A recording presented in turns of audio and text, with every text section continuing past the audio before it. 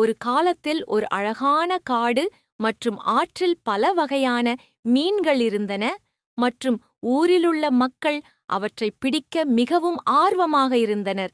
இந்த ஆற்றின் நீர் மிகச் சுத்தமும் குளிர்ச்சியாகவும் இருந்தது.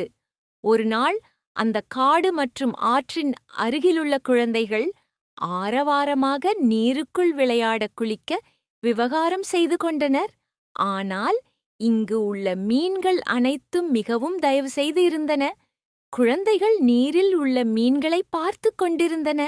ஒரு சிறிய மீன், நாம் எப்பொழுது இந்த மகிழ்ச்சியான குழந்தைகளை சந்திக்கிறோம் என்று கேட்டது. மற்ற மீன்கள், ஆம், அவர்கள் எவ்வளவு சந்தோஷமாக இருக்கும், நாம் அவற்றிற்கு எவ்வாறு உதவலாம் என்று கூறினர்.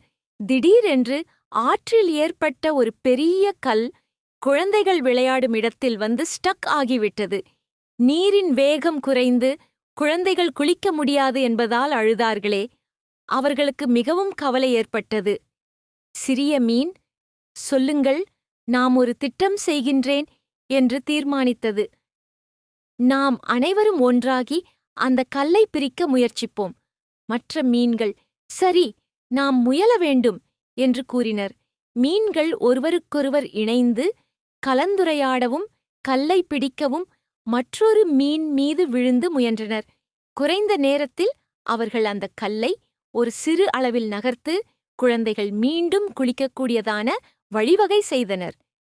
திட்டம் நிறைவேறியதை பார்த்து மகிழ்ச்சியடைந்தனர் மீன் அனைவரும் சந்தோஷமாக.